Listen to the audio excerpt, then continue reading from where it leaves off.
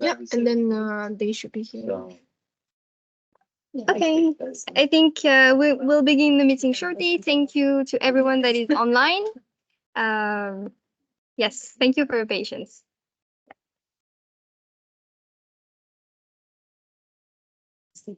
Right, you can go. Yeah. Okay. Well, I think let's stay. Yeah. So maybe while we slowly get started, let me please welcome you, both people, of course, in person, the colleagues that are joining online, our distinguished speaker for this session. My name is Silvia Salini. I'm an expert in sustainable energy system at ICLEI Europe, and it's our great pleasure to have you here in our premises today.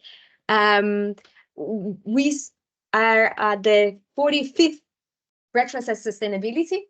You might wonder, what is this? It's a format that has been created by our head of office at the Brussels office, Mr. Peter De Franceschi, almost 10 years ago. And the purpose was really to have an opportunity to exchange and to discuss the hot topic on policy development related to sustainability, but a bit more in an informal setting with this croissant in our hands. Bit more informal doesn't mean, of course, by any means less serious or less grounded. And the topic of the event of today is absolutely a good example of it. So the potential for energy poverty alleviation through an inclusive and democratic Green Deal 2.0. Energy poverty is definitely nothing new. We've been working on it since quite some years, in particular trying to empower the local community and to make the energy accessible to everyone and democratic access to everyone. But indeed, the events of February 2022 put us in a completely different perspective. So the attack of Russia to Ukraine made evident that we cannot postpone it anymore. We cannot treat it any longer as something that, yes, of course, is there, but we can fix it later on. It put us in front of the evidence that the transition that we are striving for has some social impact, and we have to take those into account.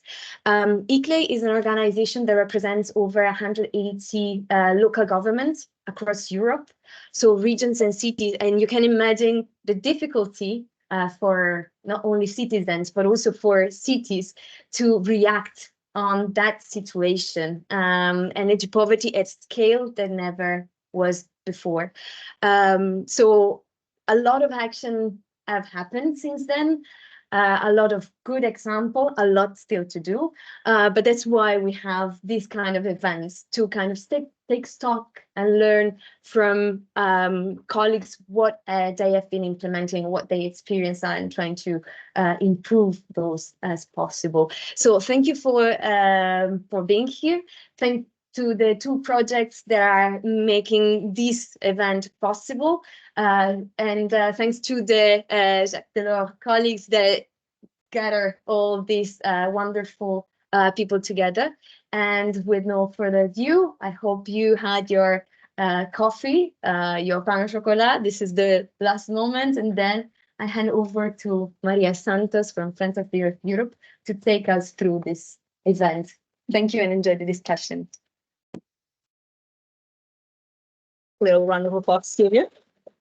Get the energy flowing. Yes. Thank you. Well, thank you so much, Sylvia, for that wonderful introduction. So now I'm going to introduce myself. But first, I want to say good morning, everyone. Thank you. Thanks a lot for being here in person. Thanks a lot for the people at home. I hope you can hear me well, and you also have a croissant or pain au chocolat in your hands to make it a little bit more enthusiastic back home, because we know the limitations of the online. But yes, thanks a lot for being here. Thanks a lot to the organizers for the invitation. It's really a pleasure to be here and to moderate the session. So I will conduct you through the event. But first, who am I? So as Sylvia very well introduced, my name is Marie Santos. I'm a community energy and renewables campaigner at the Climate Justice and Energy team at Friends of the Earth Europe. And Friends of the Earth Europe is an NGO, a grassroots NGO, comprises one of the largest network of groups working on all sorts of topics, but I'm here mostly on behalf of the Right to Energy Coalition, which is actually coordinated by my colleagues. And me personally, I coordinate the European Community Power Coalition, which is a network of organizations advocating for community and citizen ownership of renewables throughout Europe. So my work and my colleagues' work really come together in what this event will try to bring on. I don't think we have another slide. No. Okay, so now that introductions are made and I've given you my credentials to be here, I want to start by reflecting on the past 5 years.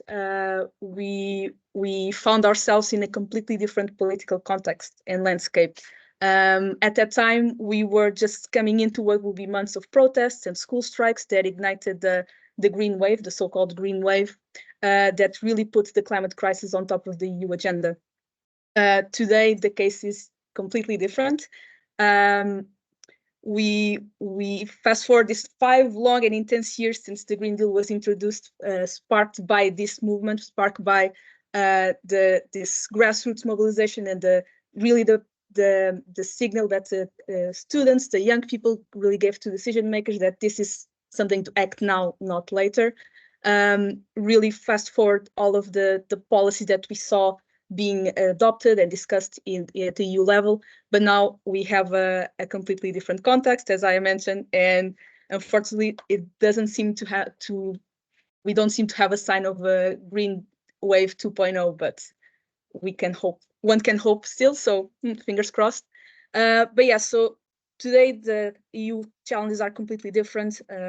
As you may be aware of the past months, we had a lot of growing backlash against the climate policies and also a growing sentiment to pause the climate legislation to alleviate some perceived burdens that this legislation can bring to local communities and to the people, which is a completely false narrative, of course, and also the rise of the far right, not only on the EU level, but also on the national level. So these are some of the big challenges, just to name a few, of course, but now that we adopted a lot of the legislation on the Green Deal, it's time for us to shift our focus on transposition and implementation.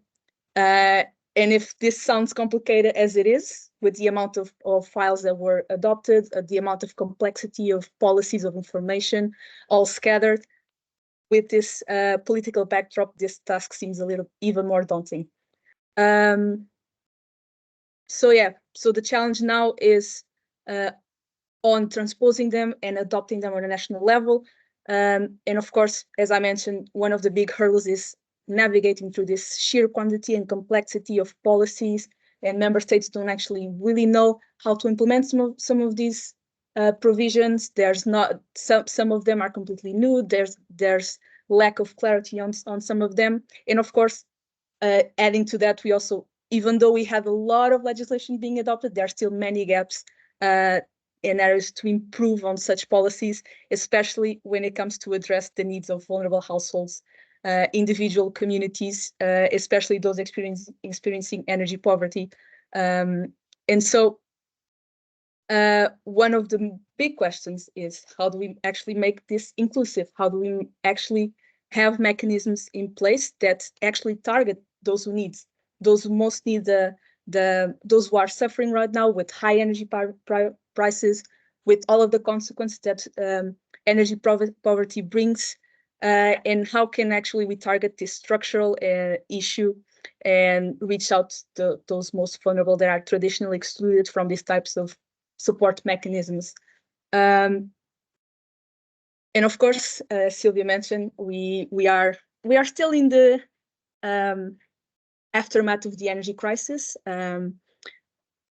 We resulted from the Russian invasion of Ukraine, and this really highlighted the shortcomings of what an energy system reliant on fossil fuels actually brings out and really amplifies the inequalities of the system. So really highlighted the need of rethinking of an energy system that works together with the people, for the people, and the planet. This is one of my favorite sentences, but I think this is actually what we want to achieve. And as a result of this crisis, according to the latest numbers, we have about 40 million people in the European Union experiencing energy poverty and unable to properly warm their homes. And also, on another hand, the Commission has made it very clear with the adopted provisions included in the Clean Energy Package that people and communities not only have an essential role to play to speed up the energy transition, but a right to do so, a right to actively participate in the energy system and benefit from them, reaping the benefits from getting involved in clean energy production. So we need to enable and empower people to take an active role in the energy transition. We still need a lot of work to be done. We still need good enabling frameworks to be in place to allow community energy projects to prosper and become widespread in Europe. And we also need to have the right and concrete mechanisms in place to enable the participation of the low-income and vulnerable households, especially in those experiencing energy poverty. We also need to ensure that the money reaches those that need it the most. And we need to prioritize access to funds and money to these low-income, vulnerable households and the energy poor, which is a massive challenge by itself.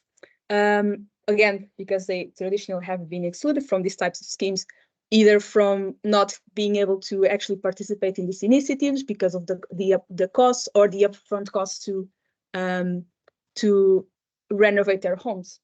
Or also, we need to ensure that the safeguards are in place to evict one very bad phenomenon called the so-called renoviction. So even if people and landlords are able to renovate those houses, we need to ensure that the people still have the right to live in good homes, and that solely because of the renovation wave, they are not kicked out of their houses. So this is what leads us to the event today. Yes, so we are here today to discuss the potential for energy poverty alleviation to an inclusive and democratic European Green Deal. So thanks for enduring this slight introduction. But what we are here to do today is to specifically share the best practice and explore different ways for adoption and replication of initiatives throughout Europe. So that's one of the points we are going to hear today. We're going to shed some light on the potential of the local and regional levels in ensuring that the European Green Deal is actually realized in a democratic and socially just way, and I might add inclusive way, a meaningfully inclusive way. And we want to also highlight the collaboration between the stakeholders and the different governance levels as a driving force in the implementation process, and discussing the areas of improvement and recommendations for the future. Whew, if this was a lot for you, imagine for me. But yes, so we're going to start with the presentation, which I will call our distinctive speakers. And afterwards, we are going to hear from our speakers, from our distinctive guests. We're going to hear from Francisco Reiro, and sorry, this is not in order, so please bear with me. So Francisco Reiro is a member of the European Parliament from the Greens, and he will lead us he will focus on the importance of citizen participation in the transition that we have ahead of us, and also in the context of the EU elections. Then we will hear from Dora Biondani, who is a senior project coordinator at the Energy Poverty Advisory Hub, which will be followed by Helene Stockhart. Sorry, I don't know, or if I don't know how to say your name, imagine the next one. But Ellen is a project manager from Rescue, and then we'll conclude our lovely panel with Martin O'Mylord. A little bit. I had an Irish friend help me out to pronounce this. I have to be honest, but I will give you a more in-depth introduction once we go to that part of our session. But now I want to invite Karin Talberg and Claire V. Kernis, who are research fellows in the EU Energy Policy research fellows in energy poverty policy on the Jacques Delors Institute, and they are going to present us with citizen participation in the energy transition and its contribution to a more socially inclusive European Green Deal, based on practical experiences from the Sun4All EnergyPROSPECTS project. So take it away.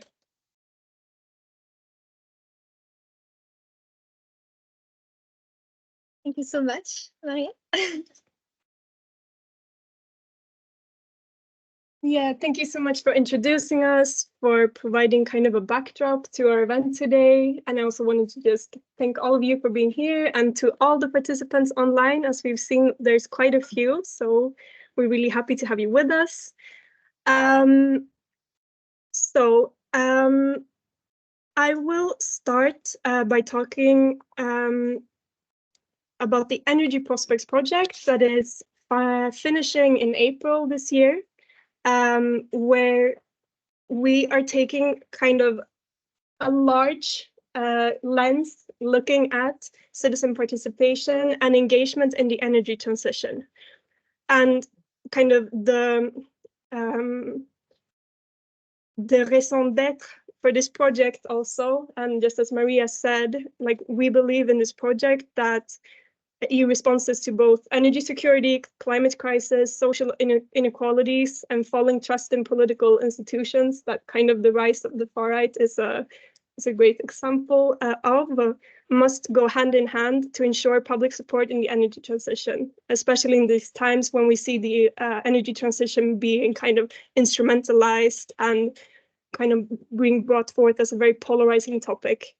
And we believe that a key aspect in this endeavor is what roles citizens should play, but also not only putting the responsibilities on citizens, obviously, but how to balance both the responsibilities and rights of different stakeholders in the energy transition. But just to provide a very brief overview of how we've looked at citizen participation and engagement in our project. So we believe that what we have done represents a more holistic framework, but for policymakers and stakeholders to reassess the roles of citizens in the energy transition. And it encompasses, so we have worked through the lens of energy citizenship. So it's not a very commonly used word, but through this lens, then this kind of encompasses diverse forms of civic involvement and engagement in the energy sector. And it's manifest at different levels of action, involving different constellations of actors, both within energy production, distribution, consumption, and governance of energy and climate transitions. So the scope is a bit wider than what we have within EU legislation today. We have our prosumers, we have our consumers, and we have our energy communities. And we include those, but we go a bit beyond. So what we have done a mapping. One of the things we've done within these 3 years, it's not the only thing. We've mapped almost 600 initiatives across Europe and in the Ascension countries and also in the EEA, led by various types of actors that kind of enable citizen involvement, both in changes in individual practices and household equipment at the household level. The same types of changes, but within private and public organizations, so be they municipalities, schools, or companies. Also in the public sphere, as you see here, so public debates, elections, different types of consultations, referendums, etc. And then we have a very interesting one that I will be speaking more about today. So kind of in this hybrid sphere where we have the kind of citizen-based organization, but that we see often are supported or work in partnerships with both public and private actors, which we believe is very interesting. And I will speak more about that in a bit. But the last one is obviously in social movements. We talked about also all of the social movements that were ahead of the past elections leading to the Green Deal. So this was the mapping we done. Here you can see it kind of in the different regions. And first of all of these initiatives led by a wide range of stakeholders, what do they want to achieve? You can see that it's a bit different depending on where in Europe. And also I should say the mapping is not representative, but we really aimed in each country to have a wide diversity of initiatives ranging from mobility, energy communities, energy production, etc., to, like I said, in schools, initiatives with private organizations, social movements, etc. So we really try to capture the diversity, but we see that among these 600 initiatives, a lot of them do work on energy democracy, energy poverty alleviation, especially in Southern Europe, but also Eastern, you see, and reducing the carbon footprint, so kind of climate action more generally. And also, like I said, we have seen that there's really a wide variety of actors who are involved in these cases. And here you see that like some of the most common ones, even though it depends a lot on the region, as you see in where I come from, in the Nordics. So there perhaps the transition is more supported by municipalities and also the state, at least so far, but now we have a new government. Anyway, I'm not going to talk about that, but but just so you see, we have really a lot of citizen groups, so 2 or more individuals, usually groups of citizens, together with NGOs, municipalities, etc., and also for-profit companies.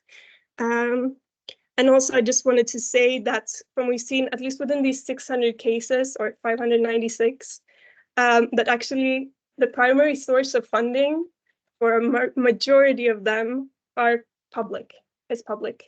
So both national, local, and European funding.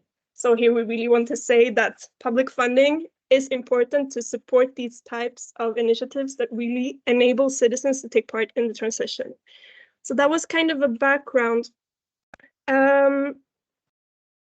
Just wanted to say also, because we've been studying a whole lot of things within this project, but one really interesting thing, I think, is intermediary actors.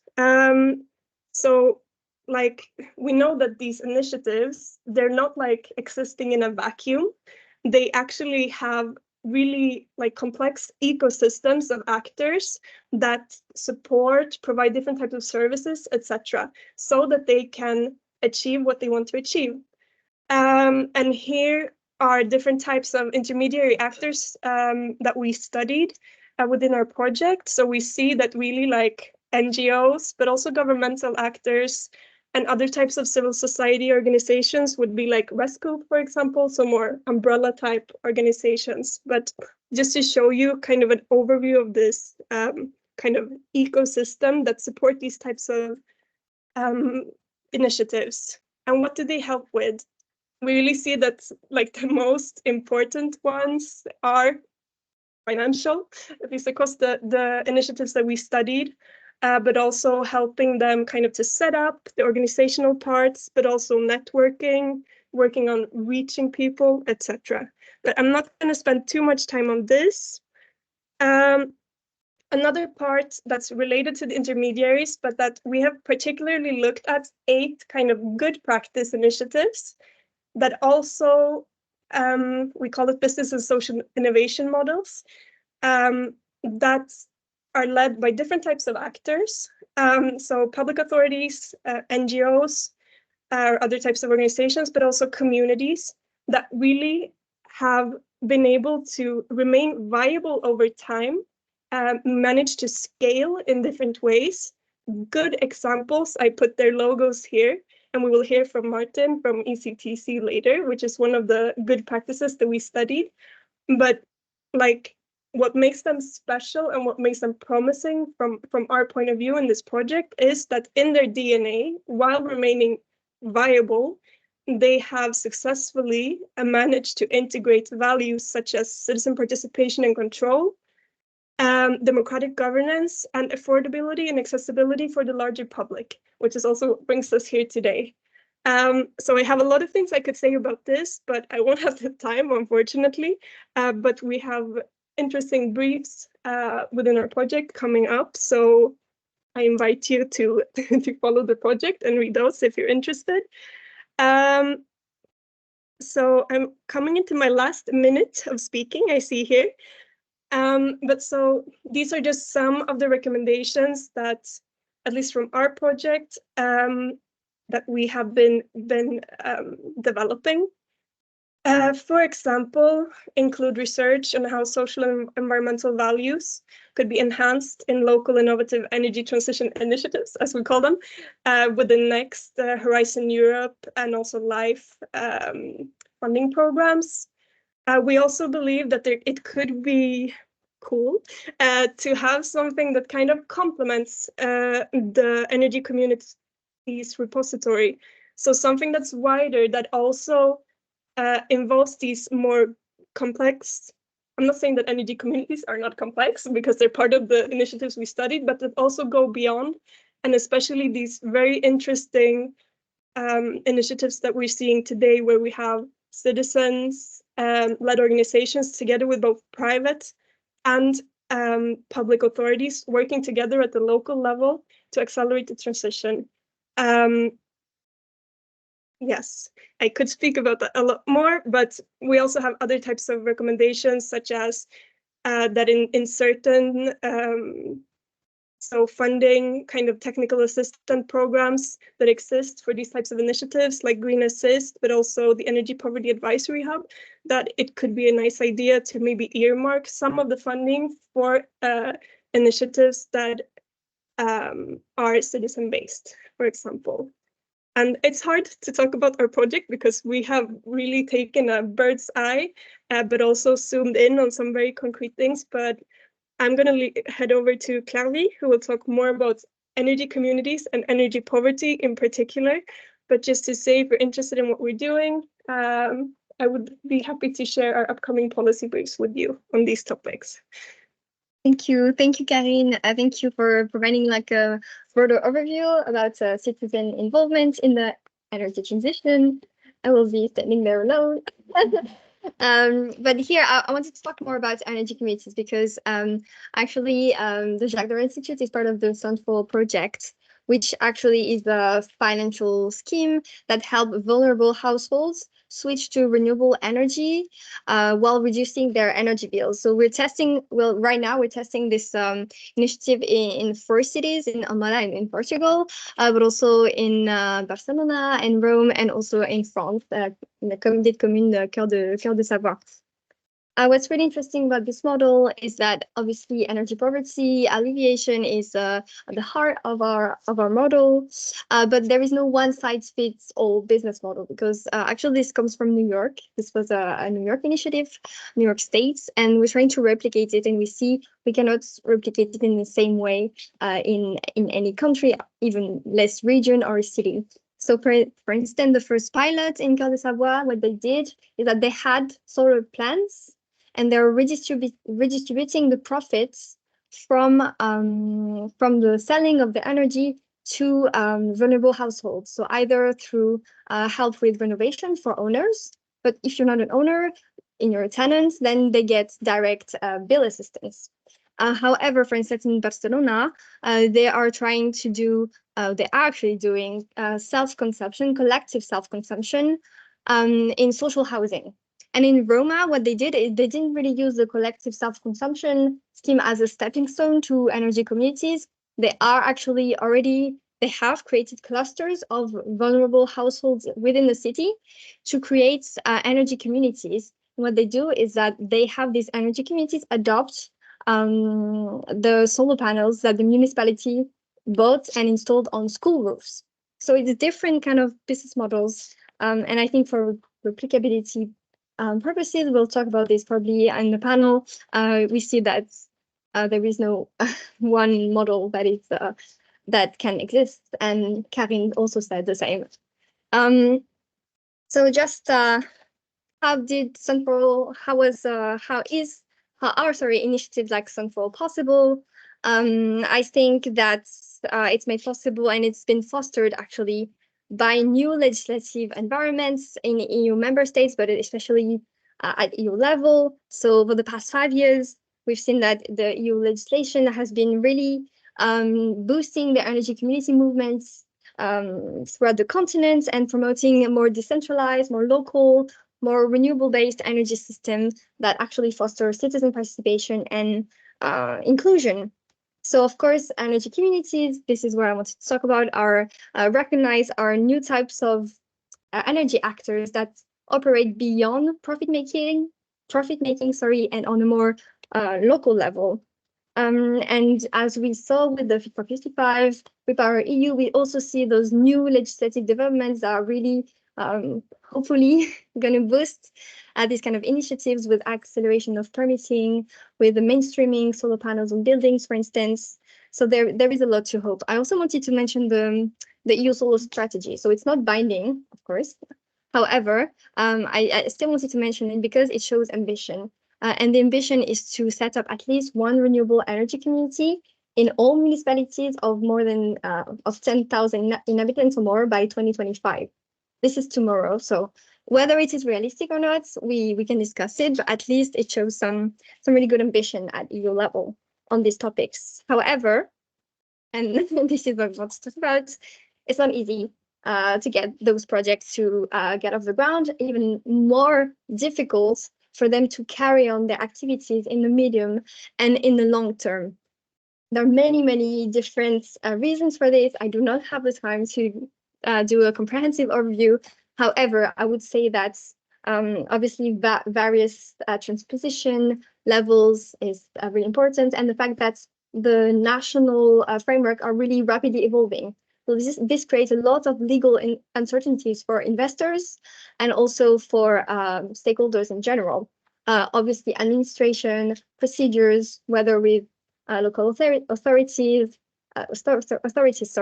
or with other actors like energy utilities and NDSOs. And of course, Karine also mentioned it, and this is something at the Jacques Delors Institute we really want to stress, is that there is a lack of local financial and human capacity to actually carry out these projects and to carry out this project in a social way. And this is where I'm going with my presentation, is that the social role of energy communities is actually quite nascent. It's quite new. So there is a lot of potential, and I think Helen will probably talk about this potential a lot better than me. But the fact is that energy communities still struggle to reach vulnerable people, even though there are really good examples, like Sun4All, like many examples. In general, they still struggle to reach those people. And perhaps it will change in the future. But for now, from the data we have, there is room to grow. What we see is that size matters. When you have a major business model, when you secure, you can diversify your activities. You can make room, let's say, for social action. However, that's not what we want. We want social action to be at the heart of these initiatives. We see that obviously awareness matters, but we see that cooperation with local authorities, with stakeholders, basically within the ecosystem that Karine was describing. This is really what matters. And this is why the local level is the best level to implement such innovative projects. And of course, if we want basically new energy actors to take on additional responsibilities, additional activities compared to traditional market player, I think we need to level the playing field, and we need to provide them with an enabling framework that allows them to do that. Basically, we need to support them. And this is where I'm going with my presentation as well, with some, recommendations. I would say that the first one that is really important is just implementation. And I think, Maria, you also mentioned it in your introduction. Then I would definitely say that the enabling framework has to incentivize local and innovative projects to actually engage in energy justice, to engage vulnerable households. So that was the second one, the enabling framework. The third one is actually, we always talk about these one-stop shops, and it's amazing, and we really need to set that up in municipalities and at regional level, at different levels. But we also need to train people in those one-stop shops about energy poverty, because otherwise they might give advice that is perhaps not adapted to certain households. And then my fourth recommendation is about financing, because I mean, of course, Karine talks about it, more financing for local staff, but in general, more financing for these initiatives. And I would say that's conditioning some funding when it's, when it makes sense to the redistribution of profits according to, a set of criteria. If you involve a household, if you redistribute the either the energy or the profits from the energy selling, etc., etc. If you involve local associations, if you involve local business in a way that profits the community. So I think some conditioning would make sense. And finally, and probably it's because I work with Sun4All, but just supporting municipalities, supporting them with, obviously green skills and technical skills, but supporting them to facilitate their involvement in these projects, and also to give them more resources, financial and human, to actually be able to encourage the participation of vulnerable households, because this takes time. It's not a given, it's difficult. Sometimes these households, they need, more supports. And so this is also why the local authorities need more supports to reach them as well. So that was basically it. As Karim said, if you're interested in the projects, please check out the website, check out the different policy briefs. But I think we are all very much looking forward to hearing our panelists, because this is why we're here. If you have any reactions, by the way, about these projects, feel free. I will also have a Slido, because I know you're many people online. So if you have questions either for me, Karine, and especially to the panelists, use the Slido. The code is written on Teams. And for people in the room, you can just speak up. So thank you, and we'll get to the panel now.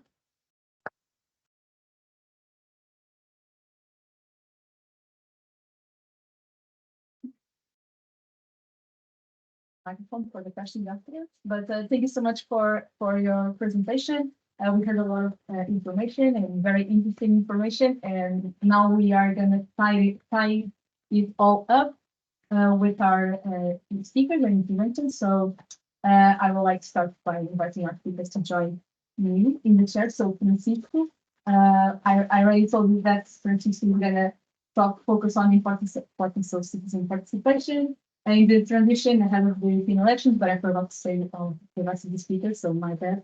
But now I also like to invite Dora Giordani, so Senior Project Coordinator on the Energy Poverty Advisory Hub, and will focus her intervention on energy poverty and the role of local levels in the fight. Ellen can join us, who will focus on the contribution of energy communities to energy poverty alleviation, and Martin, please join us as well. Who will bring the success story of the energy communities temporary cooperative and how to make citizen-led renovations work.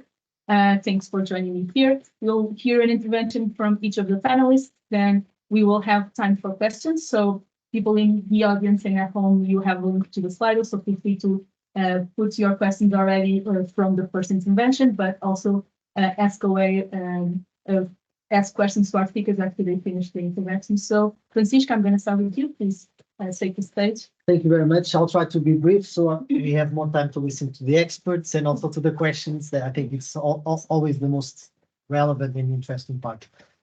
I would just want to make the first political statement. First, we are debating a topic that is well known in the scientific community and in the transition movements. And if we stop today, we do not need any technological or social development. So the solutions that we have to face climate crisis, the housing crisis, the energy poverty are already there. They are known for a lot of time, a lot of years. So we are not debating anything new, at least through the lens of scientific and social knowledge.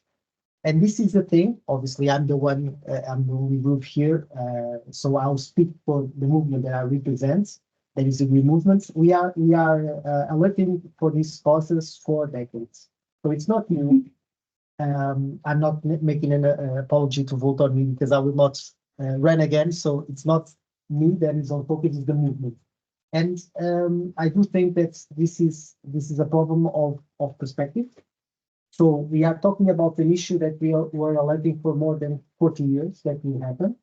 and it's all interconnected. So when we talk about climate, when we talk about biodiversity, when we talk about households, when we talk about inequalities, this is all connected to the paradigm of economic and social and cultural change that we need to apply. So we are not talking about anything new. And on that prospect, the major issue that we are debating now is that we understood in 2018 and 2019 that the system was collapsing. And so we really need to rethink our approach to climate, to the inequalities that exist through a lens of an European perspective that has, and we know that more or less 65 to 7% of the legislation at national parliaments is being debated and approved here in the European Parliament and the European institutions.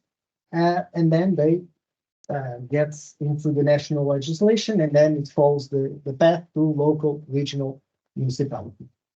And so we did understand, at least the social movements understood that this change had to occur, but then we were faced in the first beginning with Brexit, which was a repercussion of a very populistic and misleading campaign to push the problems of society to the EU bureaucracy. And in fact, now a part of the percentage of those population that voted for Brexit understood that they were entangled in some populistic approach, and it was not a fact that they would benefit from Brexit. And we kind of see now that the UK is heading into recession, and so all the problems of the EU bubble, well, they didn't solve now, and they don't have a prospect of being fulfilled in the next upcoming years in the UK. Then we had the COVID, which also brought up, I would say, the continuation of the structures of the middle class. And so the concentration of wealth increased, the concentration of resources increased, and the EU and the parliaments were pushed to try to solve a problem. But in my perspective, we just made some damage, and they increased the destruction of the middle class and the concentration of wealth and power to certain sectors. And then we had the problem of the Ukraine war, and now we have the full invasion. Sorry to have anything to do with the full invasion of Gaza and the destruction of the infrastructure there that can have repercussions in the Middle East, then reinforcing our difficulty of challenging the energy transition, food transition also, because this is all interconnected. And the path that we are now seeing is an attack on this policy that we kind of made as a priority in the beginning of 2019, but now are being attacked. If we see agriculture sector being attacked due to the new protests of the farmers, that is correlated a lot to some movements that are very extreme, and they don't really understand that the farmers will be the most vulnerable and affected. Also, when we talk about energy poverty and household poverty, this is also fueling a very populistic approach that the problems are at the level, and so the solutions should be just reducing the cost, no matter what the real cost is. When you talk about the social dimension, the social inclusion, the internalization of all the energy costs that households and cities have. So the mantra is you just have to have a lower energy bill, whatever the remaining costs. And this again reinforces and refuels the problems that we had and we will continue to have of inequality, and we won't solve it by just continuing some solutions like products to these problems. And so we are faced now with this challenge of all the levels, municipality, regional, national, European, and even globally.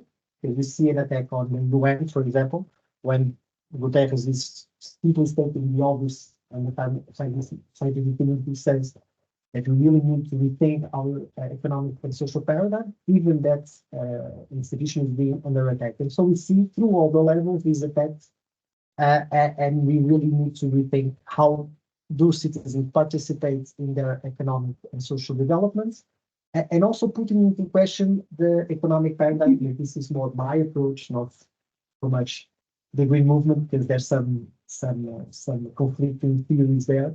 But also putting in question what is the limits of the infinite growth paradigm. Are we just continue to grow without any limits? Is this even possible in any like ecological system? I don't know any system that grows infinitely and then continues. At certain level, it stops. It flows. Grows sometimes, it decreases sometimes. So it's like a balanced approach. And I think that level of discussion is not really great because people don't even have the time to participate in these activities. And one of the things that is correlated, it seems like I'm jumping from topic to topic, but for me, this is all interconnected. Citizens don't have time, and we are pushing an economic and social model that brings people to the despair. They don't have time. They have to work 2 or 3 jobs. And it's not a question of lacking of resources, money, technology. We never had so much money, so much knowledge, so much information, so much technology, so much willing to change. But the structures of this economic, social, and cultural paradigm are set up to exploit the majority of citizens, ripping them of what is the most relevant of their existence, that is time. We have during the European Union probably 100 years of existence, but how much of that existence now is working sometimes 2 or 3 jobs just to get into the end of the month to pay rent that is always rising. And so these models that the specialists now are going to debate are very important, not only to bring up that perception that another reality is possible, that also by collaboration and through a win-win situation, not only the citizens, but the communities, but the environment will benefit. Also, when I was not here, the previous one, when we were talking about finance, and I will end up my presentation. Finance is also very relevant, and again, it's not a question of lacking the money. It's not a question of lacking knowledge. It's lacking of new financial instruments that can push this transition forward and that can speed up this transition. For example, I know a project that is called Go Parity, and it's a very interesting project that finances this kind of movement, and is a way for, and there are many others for sure, but it's a way for the new institutions of financing to push this green agenda to be more equal, more fair, and then includes the distribution of wealth to all the players.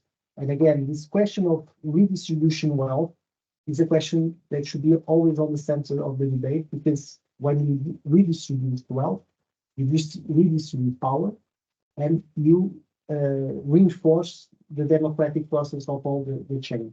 And so, especially, probably the specialists will talk more on those issues, but through the political lens, the European elections are very relevant.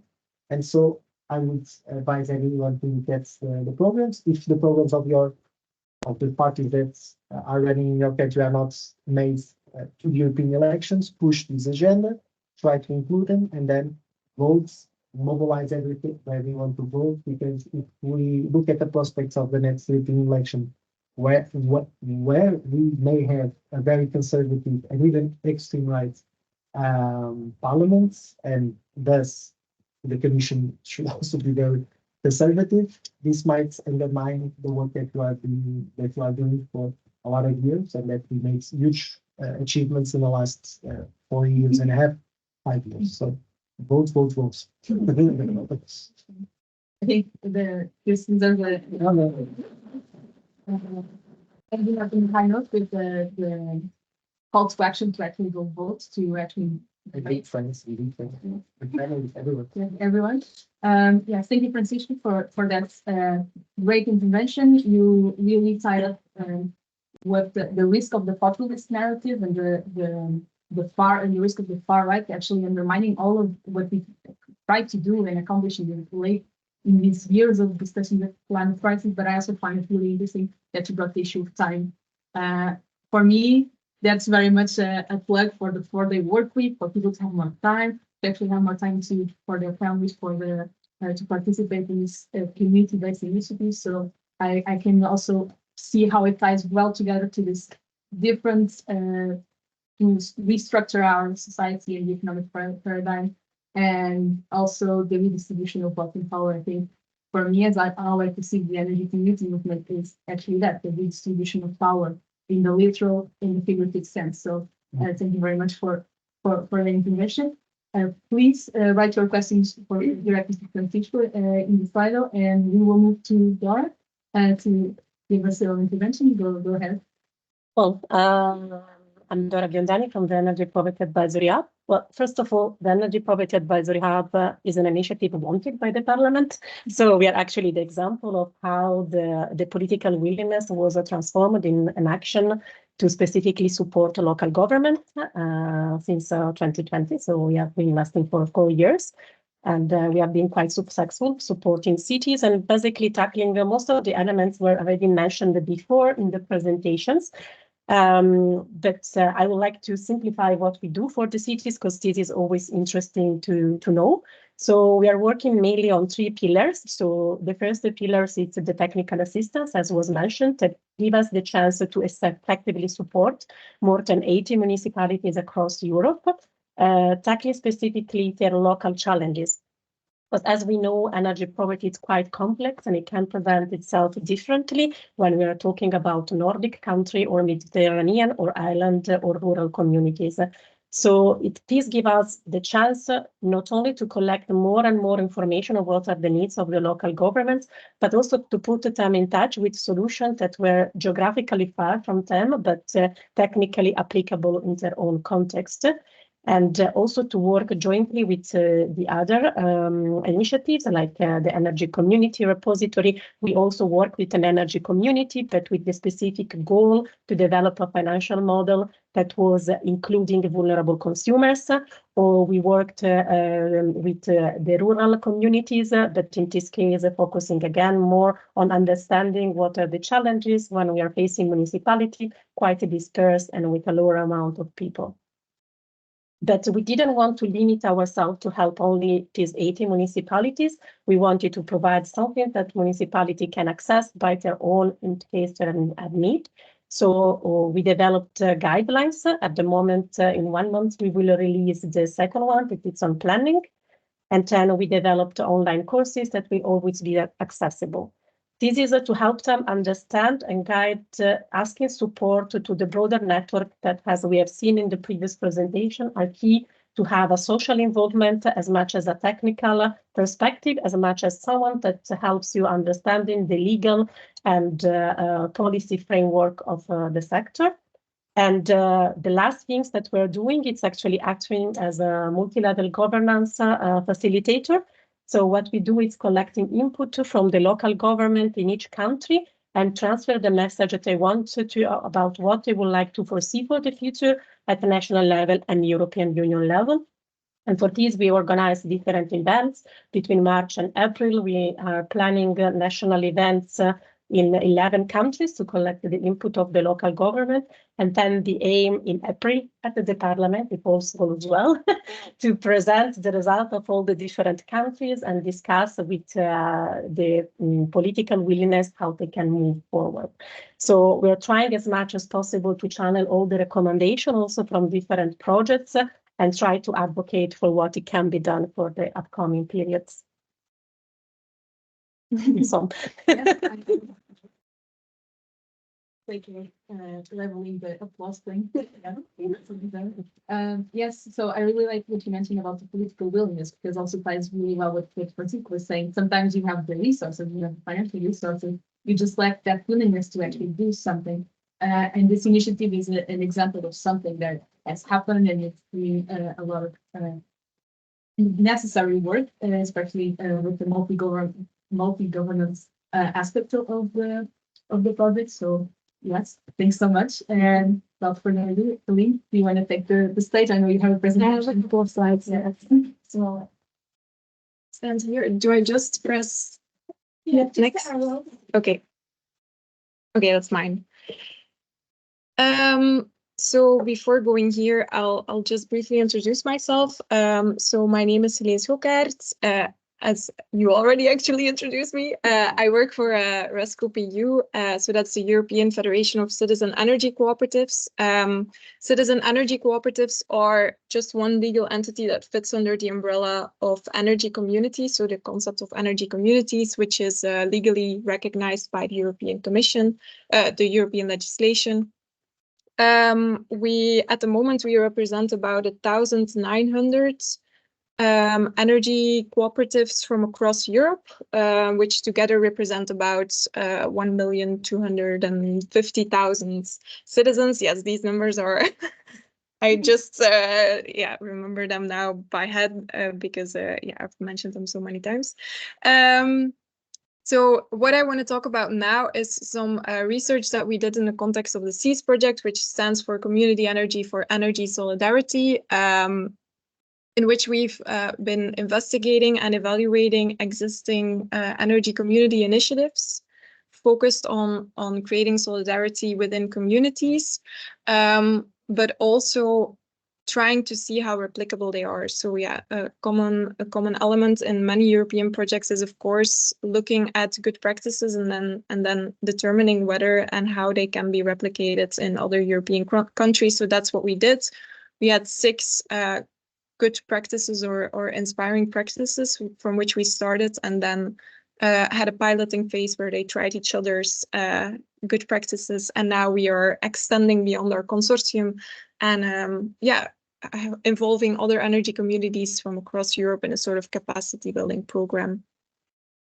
Within this context, we also did some research on the European legislation on energy communities and energy poverty, so how it evolved, where it's now, and where we see it going. In this context, we also formulated a couple of recommendations, as everybody did. They are very similar. We came to very similar conclusions. For example, with the Sun4All project, also EnergyPROSPECTS. I already saw some recommendations that are also very much part of our conclusions from our 3-year project. And I think the fact that we all come to those same conclusions just points to the fact that, okay, everything is, okay, we have all this knowledge and now we just have to act. It's also not rocket science, I think, that we all come to the, that we all come to the same conclusions means that there's a clear, straightforward way forward, and that we just need the political willingness to put it in place. But without further ado, I'll try to stick to my slides because I brought them for a reason. So these are a couple of actions that we identified that energy communities take to alleviate energy poverty. So that goes from education and awareness raising around energy topics. We see that they are particularly successful in that because they are very close to their local community, bringing an energy system which for many people was just like super complicated. It comes through your sockets like every minute of the day, but it's so complicated to understand. And then you have some local people that you maybe trust, that you know from the pub, that you know from the library, and they are coming to tell you or to discover how it works with you instead of just telling you in a top-down way. What they also do is providing technical assistance, comparing tariffs, setting up inclusive community activities. So that's, I think, super important as well in the context of the topic of energy poverty, because we see that energy poverty is still very much of a sort of taboo for a lot of people that are experiencing it. And this also leads to social exclusion. People tend to isolate, tend to invite less people over to their homes if it's cold, if it's damp. And this is also what we see that energy communities do. They build community, they invite people to social gatherings that maybe also address the topic of energy, and then in that way make it an informal learning experience. We also identified a couple of more high-level ways in which energy communities share the benefits of the energy transition with vulnerable households. I know that this is not really how you should say it. It's households in a situation of vulnerability, because this is a bit stigmatizing. In any case, you can do it. We see that that it's been done in partnership or in solidarity. In partnership, what we mean there is that you are going to really involve households in a vulnerable situation in your energy community as full members. They become co-owners of the assets, of the energy assets that you have. They have a vote in the General Assembly. And yeah, just all the classic elements that come with being a member of an energy community. And then opposite or additionally or yeah, in parallel to that, we have in solidarity. That means that an energy community which generates some revenues maybe uses those revenues to create a solidarity fund, and then has or organizes activities that alleviates energy poverty, for example, financial support or providing energy efficiency kits for people in vulnerable situations in their community. Or, and that is the third one, under solidarity, they work together with intermediaries. So that's also what we see with one of our pilot partners.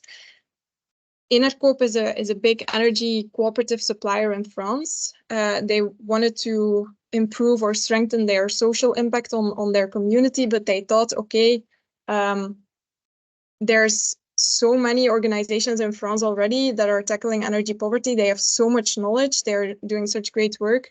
We have revenues that come from monthly billing of our clients. Which on those bills, they collect micro donations for those intermediary organizations that then do their great work and have extra resources to do so and are not dependent on ad hoc grants or subsidies from the government. So in the project, we look at energy poverty in a different way. So we have the classic indicators where you see that there's the low incomes, the poor energy efficiency, the housing costs of energy and of housing and of energy.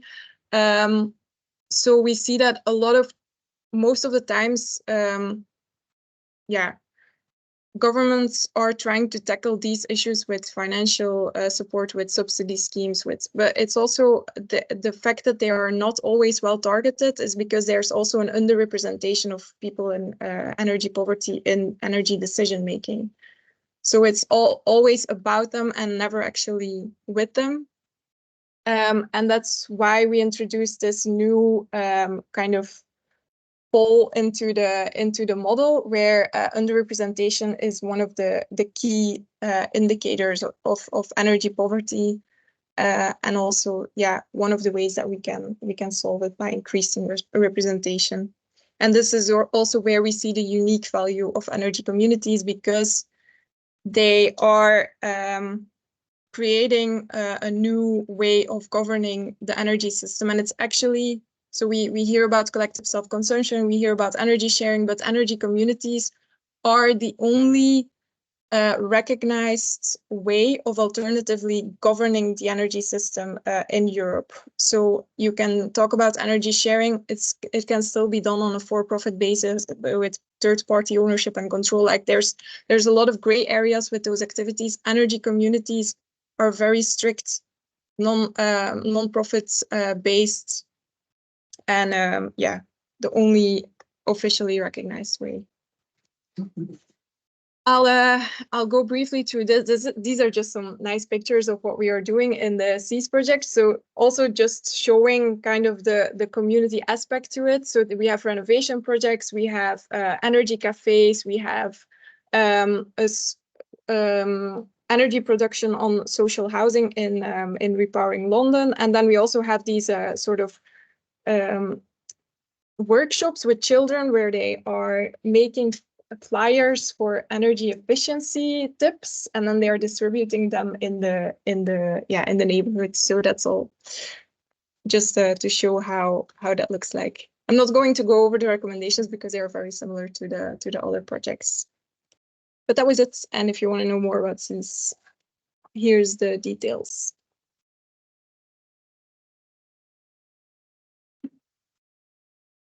Thanks, Elaine. this was really a very interesting showcase, not only alleviating energy poverty as one of the activities that energy communities can engage, but also the social transformative potential of these initiatives. Also, because they also integrate the proximity and community-based approaches, and the non-profit governance of the energy system completely reshapes how people organize around energy and how they think energy, and that's a step to rethink the energy as a human right, not as a commodity. So I think this is very a window towards this these elements. And again, yes, you mentioned the political willingness. So again, I want to highlight that because it's very interesting. The solutions exist. It's just time to act, and actually put in place the mechanisms and the good enabling frameworks for these types of initiatives to sprawl across Europe, so we can actually have this transformative social potential in our local communities, and people actually being empowered to be part of the energy transition. So thanks a lot for the very inspiring, at least for me, it's very inspiring personally. So I'm biased, but thanks a lot. And now, without further ado, let's introduce Martin. Go ahead. Thank you very much. Okay, so I have so many points written down here. So firstly, I want to thank everybody for inviting me here today. I would take note that I'm the oldest person in the room, I would say, and I used to always be the youngest, but anyway. So firstly, I'm the General Manager of Energy Communities Tipperary Cooperative, which is now rebranding and renaming as EcoVision Energy Communities of Vision, because we're not just anymore just in County Tipperary. I came to work with EcoVision over with ECTC over a year ago, because I have 30 years of experience working in the community development sector and in the natural resource based development sector and all of that. And I travelled here now yesterday from Cape Clear Island, which is in West Cork, so it's the southernmost community in Ireland. It is an actual offshore island with a population of 120 people, where I was not the general manager, the manager of the Island Development Co-op up until just over a year ago. So Energy Communities Tipperary Cooperative is strictly non-political organisation. That's not to say there's anything wrong with politics, but for many reasons, because in Ireland, if you have an organisation and if you allow politics to creep in there, then it gets taken over eventually by some politics one way or another. Not political, but strictly very practical. Energy Communities Tipperary Cooperative was started by citizens for citizens. Over the last more than a decade, has actually channeled over 14 million euro into citizen-led renovation. So that's 14 million euro that has come out of the public purse and through SEAI, through the Sustainable Energy Authority of Ireland. We are lucky in Ireland that we have a very generous grant aid system for home energy upgrades. So that has been good. Very strict governance in terms of like the board. It's a volunteer board of directors, very strict on ensuring like that it is a bottom-up approach, because very often organizations start out with, they're going to be bottom-up and they end up then being top-down. So that would not be the case with Energy Communities Tipperary Cooperative. I've made so many notes here. Everything everybody has said so far is absolutely correct. Some points that I would make are that in terms of like citizen-led renovation or citizen-led anything, like good governance really is important. It's important like that the people are in charge at the end of the day, and that you don't allow like, if you're doing project management and they talk about scope creep, and that's where you go outside of kind of your original plan. And that can happen with organizations as well, where they end up being kind of taken over by a small group of people, or I'm sure you will be familiar with that, and not to let that happen. One of the things that we were talking about here is like where there's income generation, that profits are shared, and that how they might help to alleviate energy poverty. I did see a good example up in the Orkneys on the island of Shappensea, where they have a wind turbine there, and where like there's a commitment that X amount out of the annual income from the turbine goes to community development, and they have a community EV then that brings people to appointments and all that kind of thing. But back to the work of Energy Communities Tipperary Cooperative. So basically, ECTC is made up of 15 sustainable energy communities, or 15 energy teams, we'll call them, from local communities. And from those 15 communities, then there are currently 11 directors on the board. And so they make the strategic planning decisions around what's going to be done. And then the likes of myself and the rest of the team, we implement them. That's not to say that we don't bring good ideas, and of course we do. And indeed, so for me, making the decision, and for anyone who would be thinking of working for such an organization, for me making the decision to go and work with them was like, I looked at the organization and what they're doing, and like I did my own due diligence, and I could see that this was a genuine organization who are really doing what they say on the tin. In terms of highlighting the strengths, you know, of a local community organization like that, I would say something to, and that is like that the word community. So we're hearing the word community is being used more and more now, right? And indeed, it's interesting that finally, even now, we'll say like at EU level, that we're getting recognition of the term community and the importance of community. And it's interesting that in some ways it took so long, when you consider that the politicians are always talking about the EU community, but yet when it comes to communities on the ground, there was always kind of a bit of a pushback, but that seems to be fading away now. The other important thing then about like an energy community organization like Energy Communities Tipperary Cooperative is that it's not big business, okay? Big business is there to make big money for big businesses and for big business people, and to share out profits so that people can, you know, live these lifestyles that they apparently need to live. Whereas in the case of Energy Community Tipperary Cooperative, what happens with any excess income is that we have a community fund, and then the member communities can actually make an application to the board that they want to do some particular project, and then that they can access money out of that community fund. So there's nobody is getting, you know, a gyro at the end of the year, you know, a share of the profits or whatever. Everything goes back into the community. I've made some notes here that I just want to touch on a couple of things, right? Important, someone mentioned citizen participation and control, and that is important. It's interesting for me thinking back, like back in my younger days, I was involved with the anti-nuclear movement, you know, back when we were all thought of as hippies and all that, you know, back in the old days. I'm talking about more than 40 years ago now. And actually, we managed to keep nuclear power out of Ireland. But I do notice now that nuclear power now is being flagged as part of, like, you know, the greening of the future. So I find that interesting to note. Also, like, so for us on the islands, because I've been involved with the islands for over 30 years, like the EU Clean Energy Islands Initiative, right? For us, the most important thing about this EU Clean Energy Islands Initiative coming out of the EU Commission was that it was something coming out of the EU now that actually had the word islands in it. And for us, we were celebrating the fact that now there was something with the word islands in it. And sometimes, sometimes I'm telling you, having a word in there can be very important if it's something that's important for you.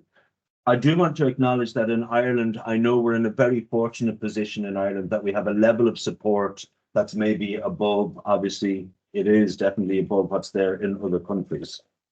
Now, on energy poverty, so we have actually done a number of pilot projects on energy poverty, and we have done household visits. We did one at the beginning of last year. It was actually the first project really that I was involved in outside of EU Life, which I'll get to in a minute.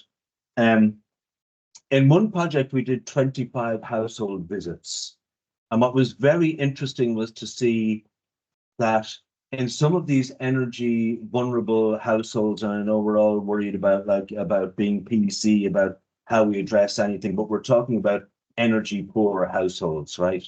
And in Ireland, I don't know about it anywhere else, but in Ireland, those citizens who have trouble paying their electricity bill, a lot of those end up with this meter on the wall that you put the money into where you pay for your power in advance, right?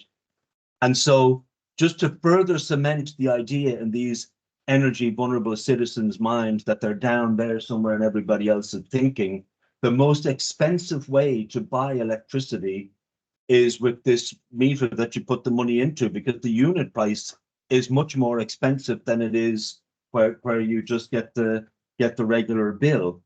And in terms then of like, there's so much talk now about just transition and energy equality, and it's just like talk, and like we need to like move away from the talk and now actually be doing something, right? So we had a couple of events where we noticed where we were like in shopping malls or in shopping centers or whatever, and I did notice at those that some people avoided coming to talk to us because they definitely did not feel that they were in this same kind of a space. And this is a personal opinion now, by the way, but like, I do think that there's a lot of talk about energy poverty and just transition, but there's a lack maybe of understanding around the lack of ownership by the energy poor. There's no prospect that they're going to be, for a lot of people, that they're going to be renovating their home or that they're going to be putting PV panels on the roof, because they're too busy worrying about how is little Patrick or little Mary going to have a new pair of shoes next week for going to school, or how are they going to buy the groceries next week, or how are they going to have enough coins to put into this electricity meter to pay for their extra expensive electricity, right? So there's a couple of points there. In terms of citizen-led energy organizations, so it's very interesting also that like there are a lot of responsibilities put on those organizations, and very often we're expected to carry those responsibilities, but without being given the necessary resources to actually implement them, right? And I'm sure I think we're going to be discussing more of that after, so I don't want to already be jumping ahead and killing the conversation that's to come after. So providing some suggestions on improved multi-level governance as well as improved EU support. Okay, so in terms of all of that, so exactly just what I'm after saying. So it's like, here's this thing where you're hearing from everybody who are standing up at various podiums, or maybe that's podia, I'm not sure, but anyway, who are standing up at various podiums and they're telling us about, oh yes, how, oh yeah, we want the bottom-up approach, and you know, there's lots of talk about that. But like I say, it's not backed up with the purse. You know, you don't have the pocket to actually implement these things. Like, so in terms of multi-level governance, like, you know, it's a bit like, you know, there's no sales without marketing, there's no implementation without resources. So we can be talking forever, but until like the European powers that be and the national powers that be, and even the local, you know, when it gets to like municipalities and whatever, that they recognize the work that the citizen-led organizations are doing and give them the resources to carry on, well, then it's very difficult to carry on. And just to make the point on that, my last point I will make is that like, so people like me and others in similar organizations, instead of using our creativity and our skills and our experience to actually do the work that needs to be done, we spend a huge amount of time actually and energy and lying awake in the middle of the night sometimes thinking about where we're going to get funding from to carry on, or where the resource is going to come from so that we can carry on with the good work. Thank you.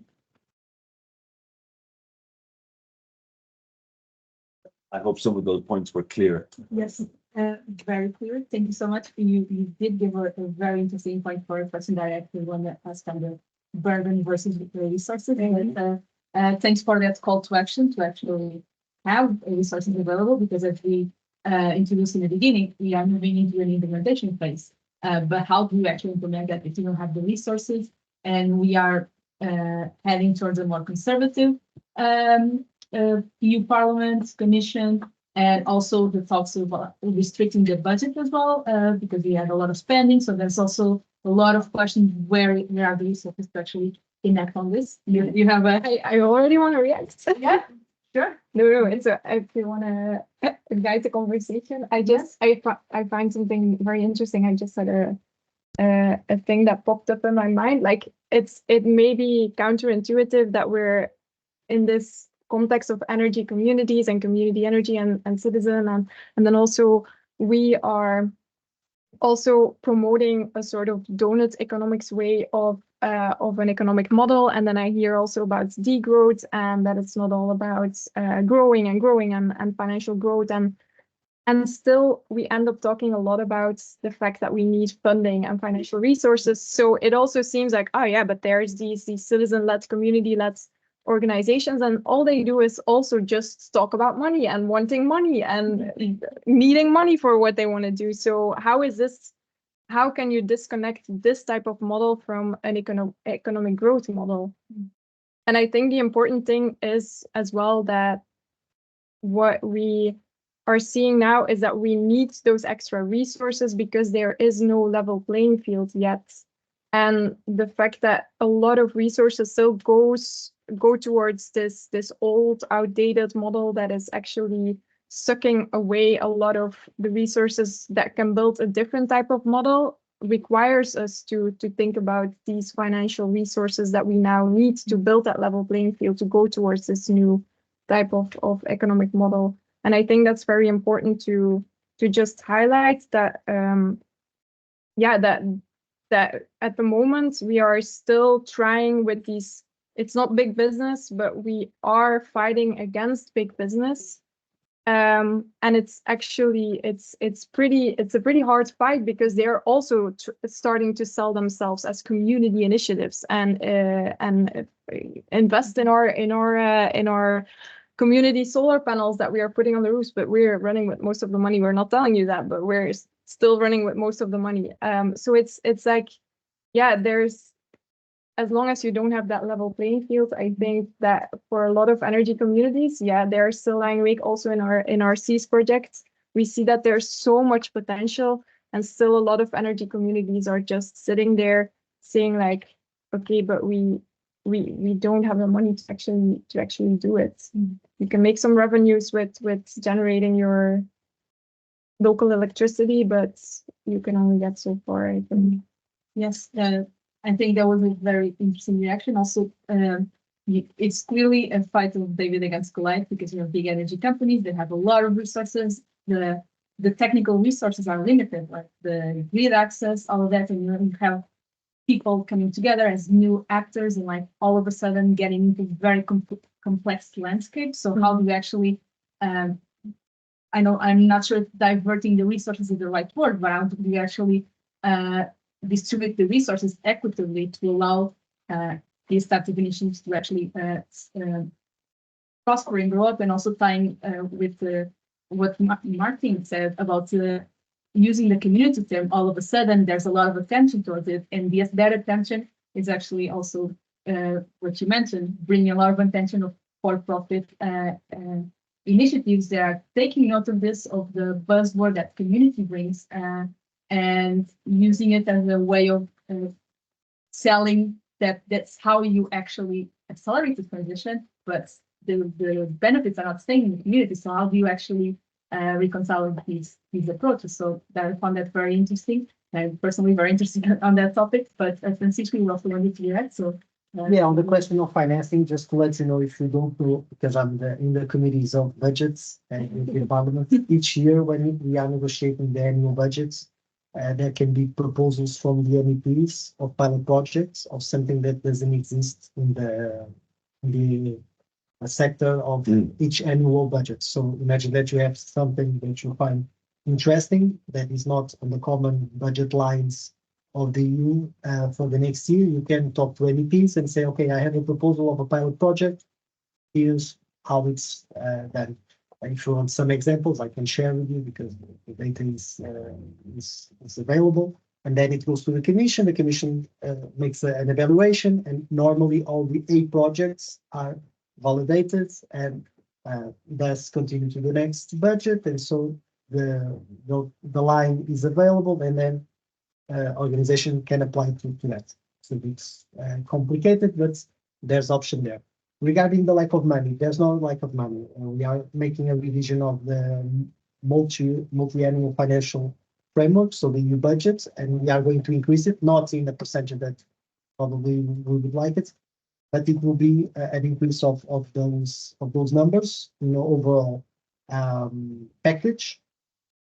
But then when you look at the priorities are shifting. Now we are seeing the Commissioner von der Leyen that is stated that she's going to be running again, talking about the priority of defense. So we see the traditional sectors again coming up and using public funds, because that's what we are talking about. We are talking about private capital. We are talking about public funds in initial phase, because obviously then this generates more private funding afterwards. But this cushion of public money is continuously being drained to the bigger groups and in all the sectors. For example, when you look at the common agriculture policy, the biggest ones enjoying the benefits of this cushion, that is 28% of the new budget. We are talking about 360 billion euros.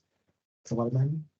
Are the bigger groups. When you talk about fisheries, the bigger groups have also a chunk of the fisheries funds. It's less a percentage, but they have their percentage there. So this is a fight against Goliath. But again, these industries live because they have public funding, they have public benefits, and they live with this mindset that they internalize all the costs, and they don't. These projects internalize the cost, they internalize the social cost, the proximity, the community-based level, the ecological cost, also the working force, because probably they are employing people from the local community or nearby communities. And so this is also a thing that needs to be more and more and more debated and stuck into the community, that the internalization of costs is the true economic model. And again, I am a defender of degrowth. My group not, but degrowth doesn't mean that we have to just decrease all the consumption at all the levels. No, it's a reprioritization of existence. We really need to be bombarded continuously by marketing to have a new cell phone, a new pair of watches, this or technological whatever, to fulfill what needs. It's just creating a need that we as humans don't really have. The real need that we have is to create communities to live our full lives with the most independence. And I think also the independent part is also very relevant, that you always talk about. Through a state and EU perspective, in my analysis, we should be pushing for this independence on communities and citizens, not the other way around. And so these projects build that resilience, that independence in a very direct way, and not the other way around. And so when you release it, even in some groups, they talk about, oh, the independence, we want independence for companies, for people, but then they don't go into this nuclear action that is really giving independence to people when they produce energy, when they produce food, when they exchange goods and services. And I think this is also a mindset that is not uniform. Okay, so two things actually. So in a very short interview in 1972, anyone who's familiar with Thich Nhat Hanh, also known to some as Thay, the monk who unfortunately died there just a couple of years ago, a very famous and very wise man, and he made reference in that interview in 1972, which you can find online. He made reference to the desire to continue to consume, and it was just very interesting that he made that point more than 50 years ago. So in terms of financing, so recently Madam van der Leyen, fair play to her, signed into legislation that de minimis now has gone from 200,000 euro to 300,000 euro. So that means that an organization like ours now, over a rolling 3-year period, that you can get 300,000 euro, not in one go, but we'll say, but over that rolling 3-year period, without it counting as state aid, right?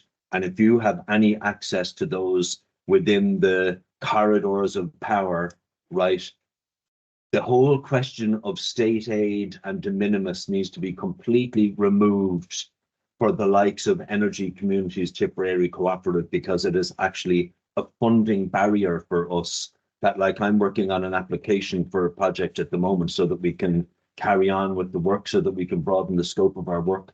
And one of the things that gets in the way all the time, I don't know if people are familiar with the question of de minimis versus state aid and how that works, but there should be no burden of state aid and de minimis on community, not-for-profit organizations that are ploughing any money that they do make, they're ploughing it back into community development, and they're ploughing it back into their work.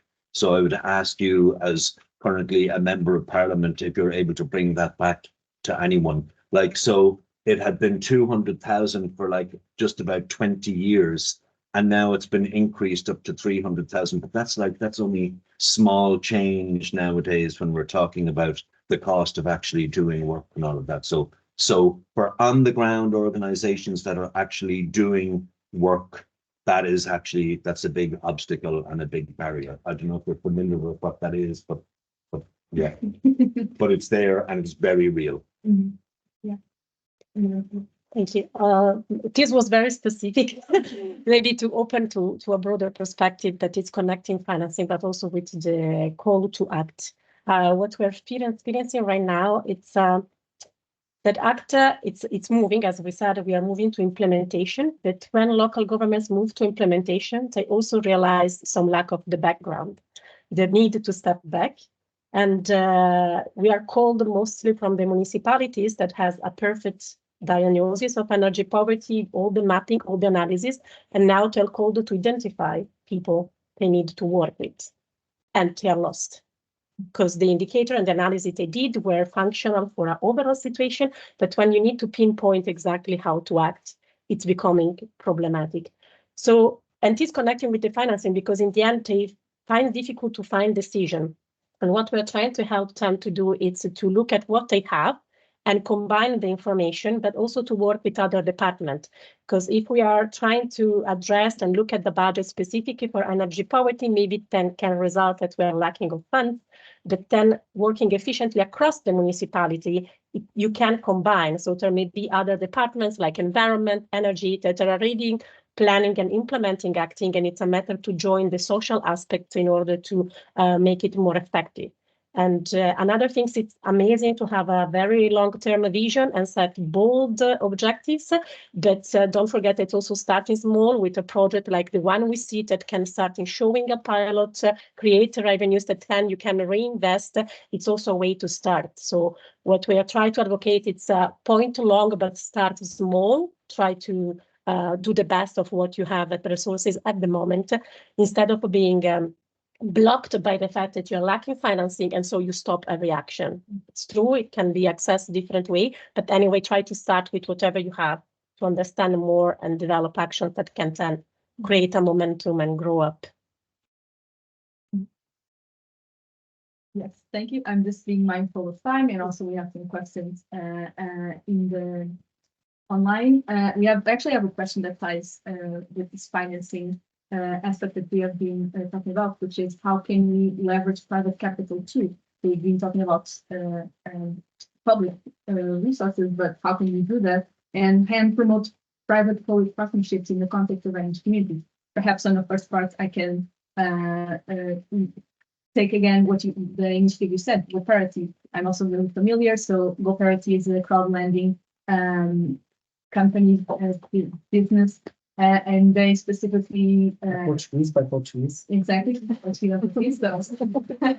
We are biased in this case, but they have very concrete criteria of projects they actually finance, and a lot of energy communities have been financed through this application, which is also connected to Copernicus, so it actually makes sense. So there's again what was mentioned in the presentation earlier, the ecosystem of actors and the importance of them all coming together. So Copernicus, the Energy Cooperative in Portugal, this business initiative, But yes, I don't want to take the space. Who wants to react? Even you want to react to the question? Yeah, just to say that we also with RescoPU we made a guide because we on numerous occasions we also get the interest from more private companies or SMEs or whatever, like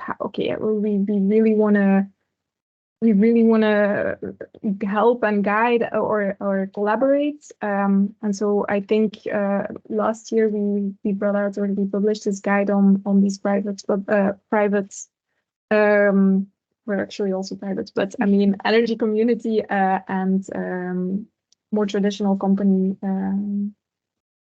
collaboration. So that's interesting to see how that can, and also private. I mean, you're raising private capital by just allowing people to invest in energy communities.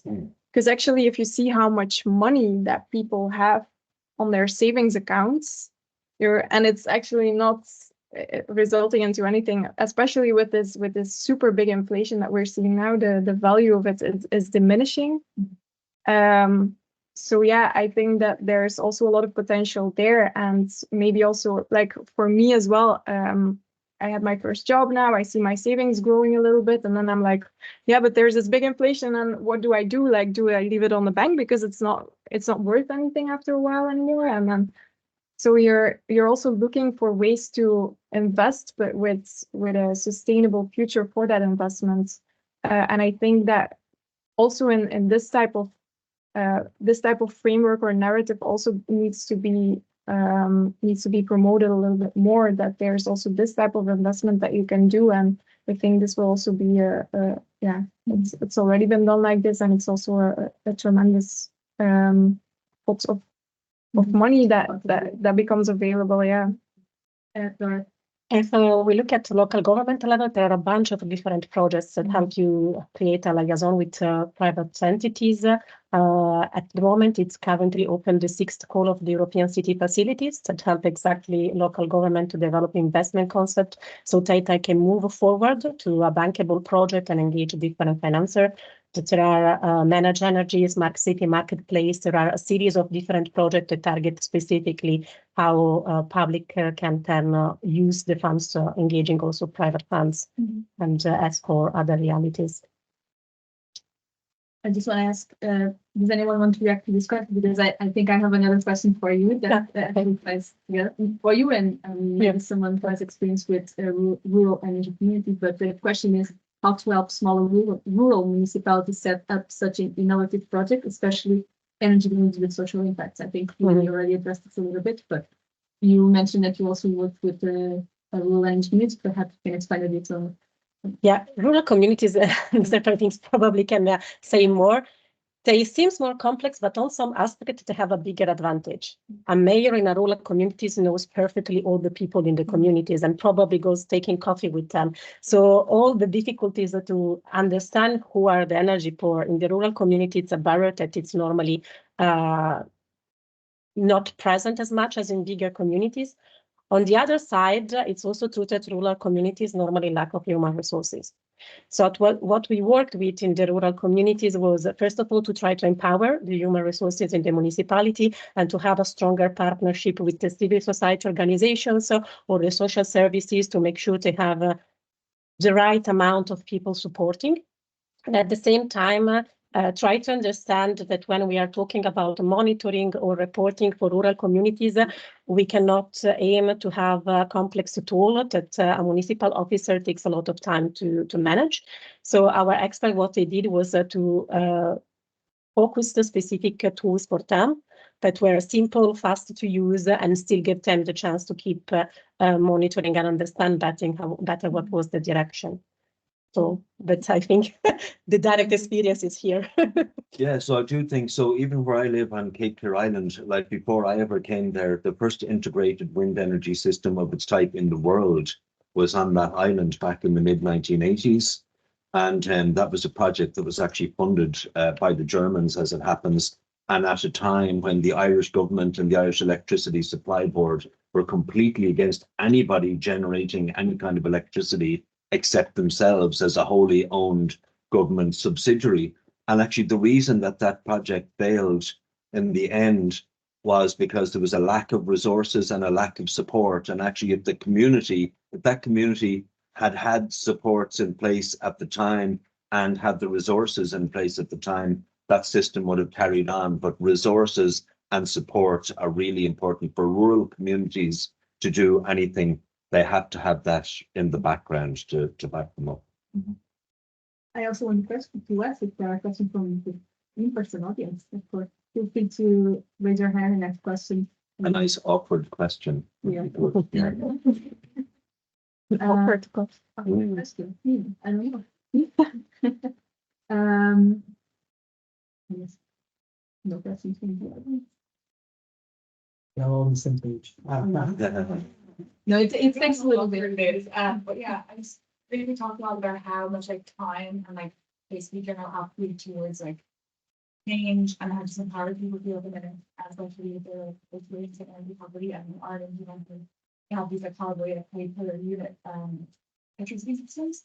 I was wondering, yeah, obviously you can say like it's the best approach is bottom up, but what are some concrete ways to actually let's say like charge bottom up approaches, like apart from placing specific people in a certain area, or is there like success stories that you've seen where you can get a group of people and empower them?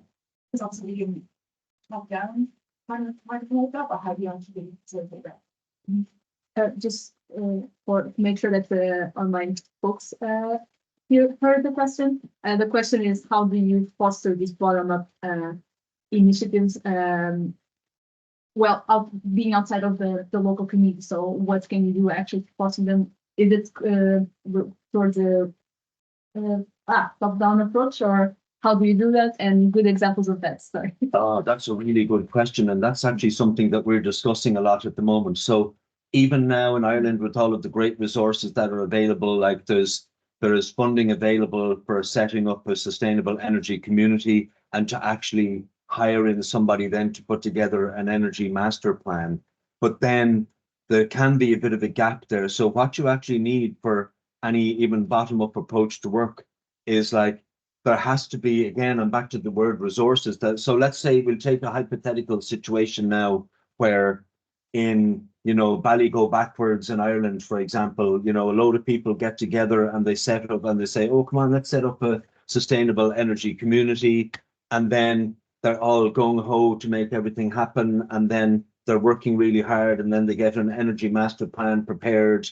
And then if the resources aren't there to keep everything moving forward, well, then, kind of like the wind goes out of their sails. And so there has to be some way like to keep the momentum going. And if you do, and let's say you encourage like, a community in some area where there are lots of like energy poor households, for example, and if you encourage them to get together as a group and do something, well, you better also make sure that there's some resources there to help them actually make stuff happen so that they see that there's something happening. Otherwise, like if they go and they form a group and then nothing happens and then they kind of fall out of that, well, they're never going to go back to that again because they'll be like, oh, did that before and nothing happened.